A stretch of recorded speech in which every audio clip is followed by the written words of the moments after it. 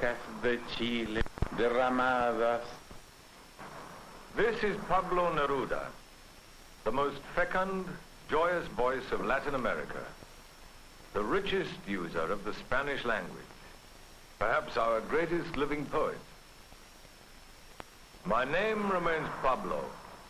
I am just as I was, with my doubts, with my debts, my loves, with the whole sea to myself. I have pushed past the deltas from country to country, the unbearable wastes of the world, and always came back. What could I ever say without my roots?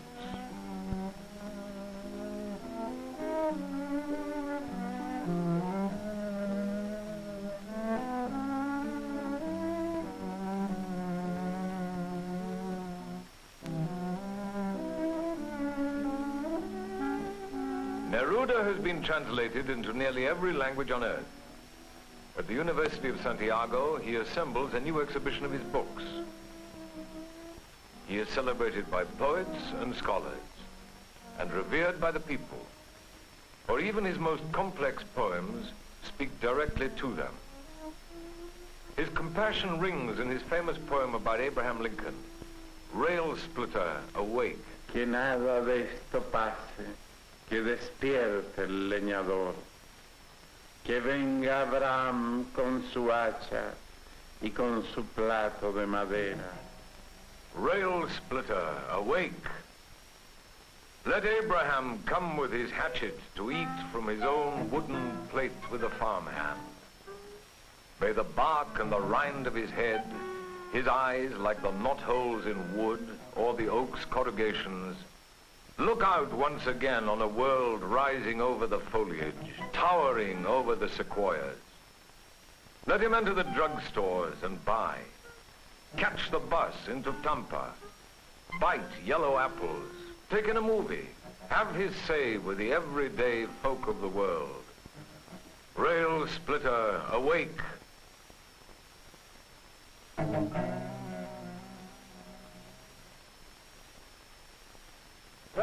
¿Ustedes saben quién soy yo? Ustedes me conocen a mí. Yo soy el poeta Neruda, Pablo Neruda. Do you know who I am? Neruda asks the schoolboys at the Santiago Zoo. He does not really need to ask. His face and his words are familiar throughout Chile.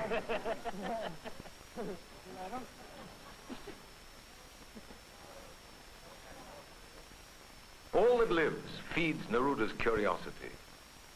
He has written poems about each animal in the zoo. Monkey, seal, and puma remind him of real-life equivalents. He has written an ode to the elephant. Espesa bestia pura, san elefante, animal santo del bosque sempiterno. Gross innocent, Saint Elephant, blessed beast of the perduring forests, bulk of our palpable world in its counterpoise, mighty and exquisite. A saddler is cosmos in leather, ivory packed into satins, unmoved like the flesh of the moon. Minimal eyes to observe without being observed. Horn virtuoso and bugling propinquity. Animal water spout, elate in its cleanliness. Portable engine and telephone booth in a forest. So softly you go in your swagger, with your aging caparison in the wrinkle and pile of his regimental. Your pants at your ankle, trailing your tail end. Make no mistake, that endeared and enormous sojourner of jungles is nobody's clown. He is patriarch, father of emerald lights, the ancient and innocent sire of the universe. When Neruda leaves the zoo in Santiago, there is always the flea market. For Neruda, it is not enough to look and to listen. He must touch, he must feel. He must move his fingers over all the holy objects of everyday existence.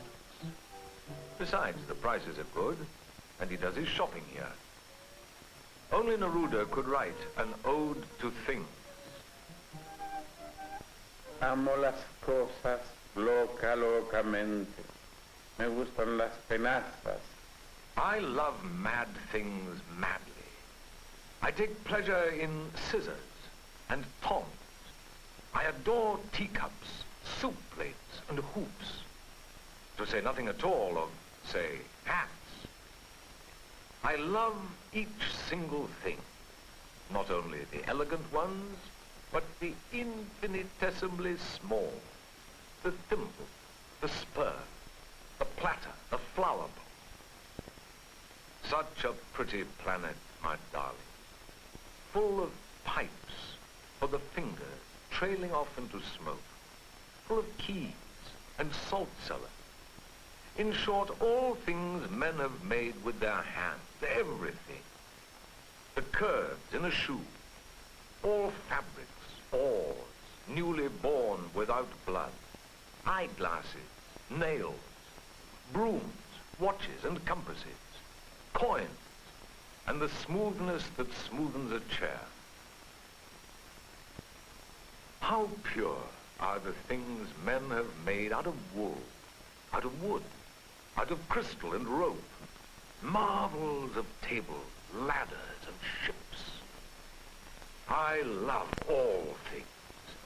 Not because they blaze out or are fragrant, but because, heaven knows why, this ocean is yours as well as my own. These buttons or buds, these wheels, little treasures forgotten by all, the fans in whose feathers love dissolves into orange blossoms, the cups, knives, and scissors, all hold in their handles, their contours, the print of our hands. A hand now remote to us, lost in our total oblivion. The collected works of Pablo Neruda fill more than 2,000 pages. They include poems both traditional and innovative. All the poems reveal a passionate involvement with the joys and the sorrows of real people in a real world. All reveal a poet of flesh and bone, a man strengthened by his kinship with men in the marketplace. Neruda explains, each day I learn something. Combing my hair every day, I think what you think, walk as you walk, and eat as you do. I circle my love with my arms as you circle yours. And then, when all's known and each is made equal, I write. I write with your life and my own.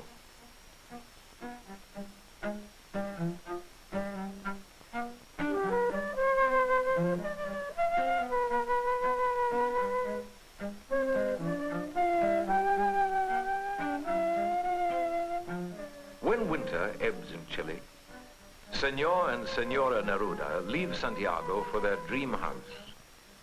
The house overlooks the Pacific coast at Isla Negra, Black Island.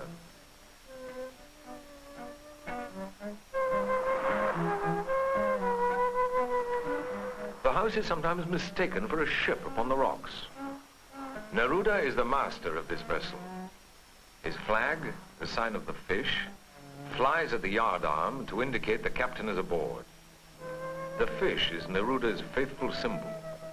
It appears on the frontispiece of his many books.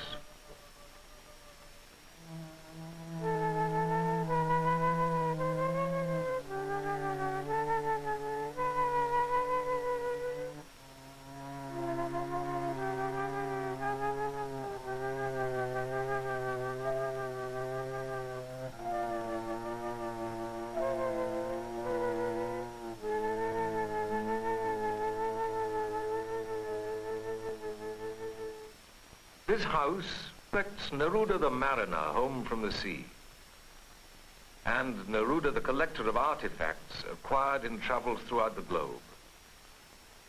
Neruda may have discovered pop art long before the term was coined, but his house is above all a refuge for work.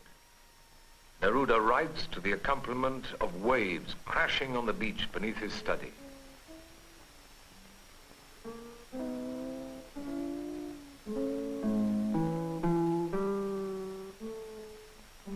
is surrounded by portraits of his literary idols. Neruda is a blood brother to two earlier American poets, Edgar Allan Poe and Walt Whitman. Like Whitman's Leaves of Grass, Neruda's Canto General is a work that links poet and country in a vision of man's greatness. In his ode to Walt Whitman, Neruda says, "I do not recall at what age or where, whether in the great wet South or on the fearful coast under the brief scream of the seagulls, I touched a hand, and it was the hand of Walt Whitman. I trod the earth with bare feet. I walked on the grass on the constant dew of Walt Whitman. Your spade brought up into the light not only earth, you unburied man." Neruda was born Neftali Ricardo Reyes in July 1904. The steam engine on his lawn recalls his youth in the south of Chile, where his father worked as a railway crew foreman. Railroading remains in the poet's blood. Neruda remembers his boyhood in the Ode to the Old Mapocho station house. Antiguo hangar echado junto al río, puerta del mar, vieja estación rosada. An old hangar dumped by the river, a seaport, the seedy pink station house under whose rusty concavities dreams and trains once took off with throttles wide open, rattling away to the waves and the city. Smoke, dreams, and the runaway man, grief, motion, and smoke, winters and joys have corroded your walls, eaten into your arches until only a poor dying cathedral is left.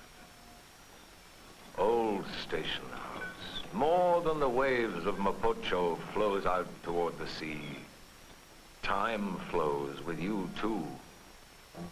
Once on a bannerless people you gleamed spick and span as a newly built cage. The Mapocho rasped at your walls with its ribbon of ooze, and children dozed off on the wings of their hunger. Yours was a heyday more wretched and genteel than our own. Your great ship of iron fattened top hats and crinolines, while the lives of the destitute encircled you sordidly, a river of bitterness. Pablo Neruda is a pen name adopted by the young poet to spare his family any embarrassment over his early verses. The prizes won by those verses spurred his departure for higher education in Santiago. Neruda came to the capital city at 16. In 1924, he became famous for his volume, 20 Love Poems and a Desperate Song. Over 1 million copies of this book have been sold to date. Neruda was rewarded with an appointment to the Chilean consular service. During the next decade, world events sped his growth from an introspective poet into a socially conscious one. Neruda has since wandered far in the service of his country, as poet, diplomat, politician, and exile. He is, without doubt, the most widely read poet now writing in any language. But the rocky, forbidding coast of Chile remains the anchor of his hopes. He has lived at Isla Negra since 1953. Each year, he puts more of himself into this house. Neruda's poetry always moves from the specific to the general. Now he builds a new study with similar attention to details of craftsmanship.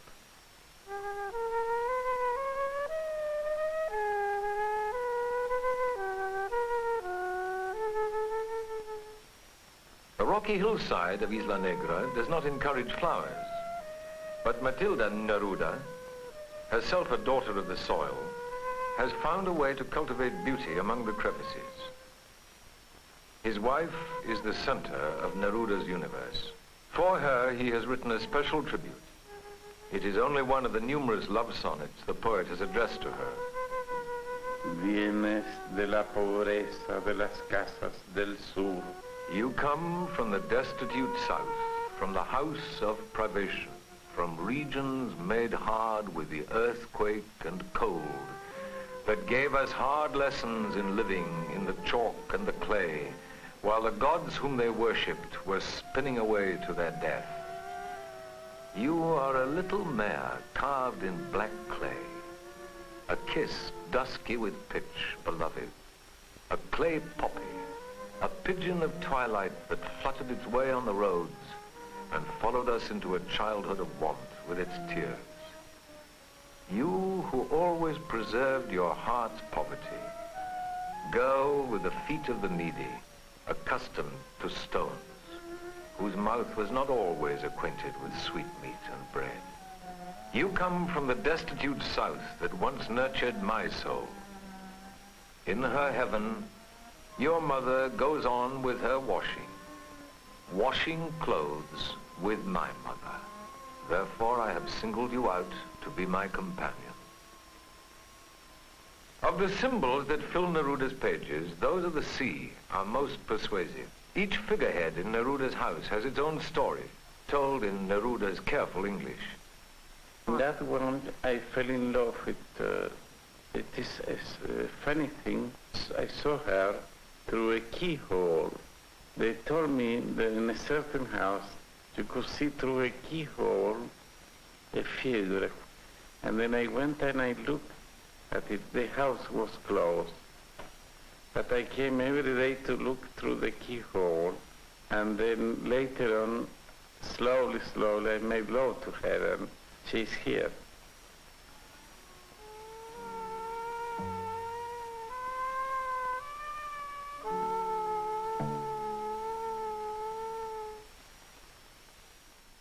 The first was sent to me by the seamen of Punta Arenas in the Magellan Strait.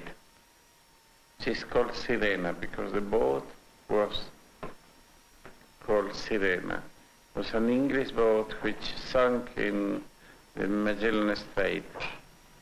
You see the sea around the Magellan Straits is famous for storms. And many ships have sunk there.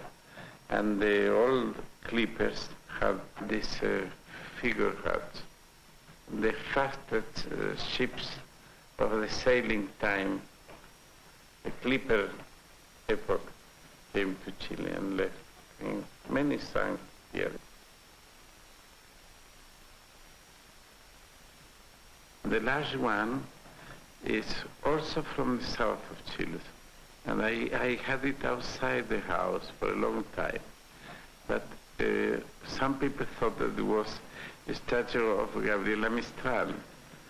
And some others thought that it was a Catholic Virgin image. And once we went, our wife and myself, and they had lighted candles, and they were kneeling down, some old ladies, praying before her. I told them, why do you pray? Is she not a saint? I said, no, she's a sinner.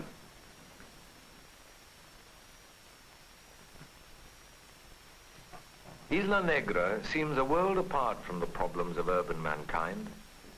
But Neruda is never left alone for long, nor does he wish to be. Invitations seek him out. His talks reaffirm the views expressed by his manifesto toward an impure poetry. It is well, at certain hours of the day and night, to look closely at the world of objects at rest. Wheels that have crossed long, dusty distances with their mineral and vegetable burdens. Sacks from the coal bins, barrels and baskets, handles and hafts for the carpenter's tool chest. From them flow the contacts of man with the earth, like a text for all harassed lyricists. The used surfaces of things, the wear that the hands give to things, the air, tragic at times, pathetic at others, of such things, all lend a curious attractiveness to the reality of the world that should not be underprized. In them one sees the confused impurity of the human condition, the massing of things, the use and disuse of substances, footprints and fingerprints, the abiding presence of the human engulfing all artifacts inside and out.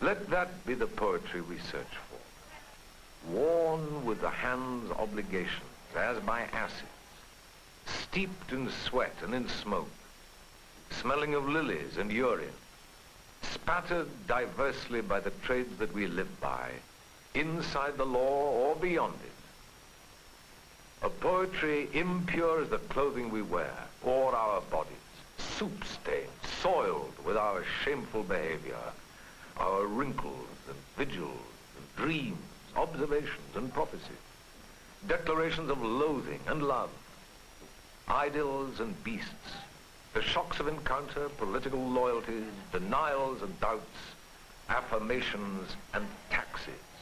Those who shun the bad taste of things will fall on their face in the snow.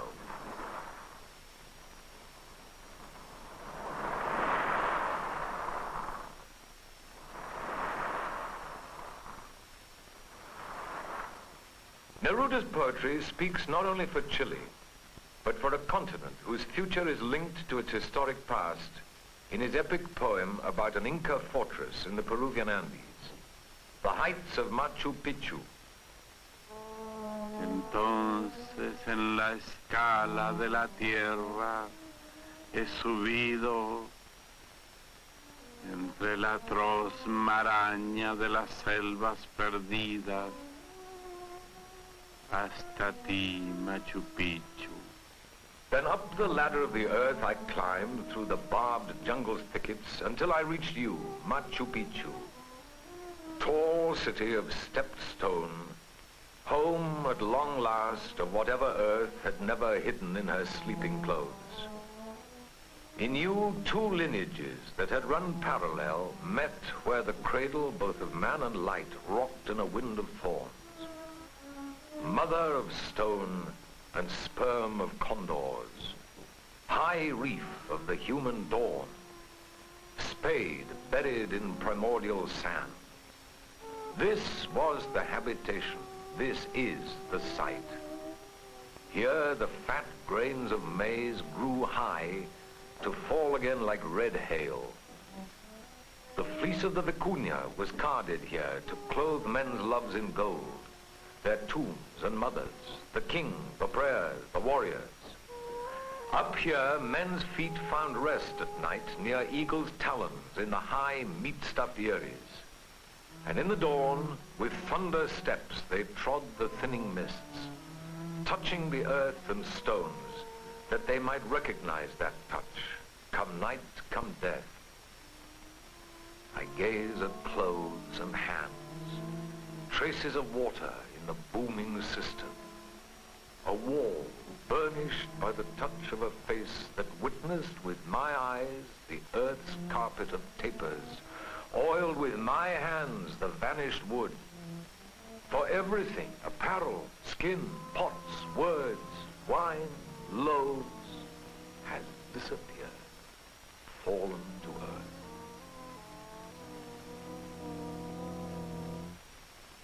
For Neruda, Machu Picchu is an enduring monument to man's brotherhood in common purpose. His poetry seeks to rekindle that promise while it examines the eternal enigmas of creation. Answers to the riddle of human life evade Pablo Neruda, as they do all men.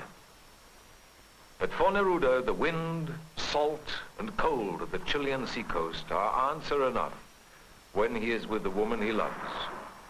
He calls these walks solitudes. Entre las piedras de la costa, andando por la orilla de Chile. Walking a sea coast of stones on the beaches of Chile, Moving ever more distantly, ocean by moon and sargasso, on the lonely expanse of a planet. A seacoast dismembered by thunder and gnawed by the tooth of each changing dawn, worn by massive displacements of time and the waves. Birds circle slowly, their feathers colored like iron. And one knows a world finishes here.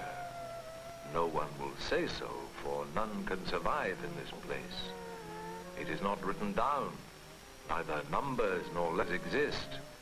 And no one sets foot on the shadowy sand under its pollen of lead. Only desolate flowers take root here. Plants whose behavior is seen in the bramble. An outburst of flowers in a fury of petals. No one has said, this is land's end. Here the world's vacancy begins.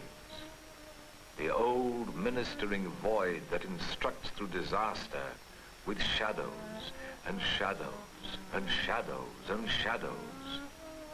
This is the coastland opening out from the south and the west to the north to the solitudes. A solitude exceeding all number. Swept by wind, salt, and cold, by change, and the moon, and the sea swell, yet the stars that splinter themselves toothlessly here must be counted. I must gather up fragments of stone, talking with no one to listen, talking to nobody, being and not being in a single pulsation. I am that sentryman, on an outpost where all the defenders have fled, in a vast desolation of stone. In his 60s, Pablo Neruda remains faithful to the poet's calling. He says, I have built what I could, out of natural stone, like a native. Open-handed, I have worked with my reason, unreason, my caprices, my fury, my poise. I say, Pablo is back again, stripping myself down in the light and dropping my hands in the sea until all is transparent again there under the earth, and my sleep can be tranquil.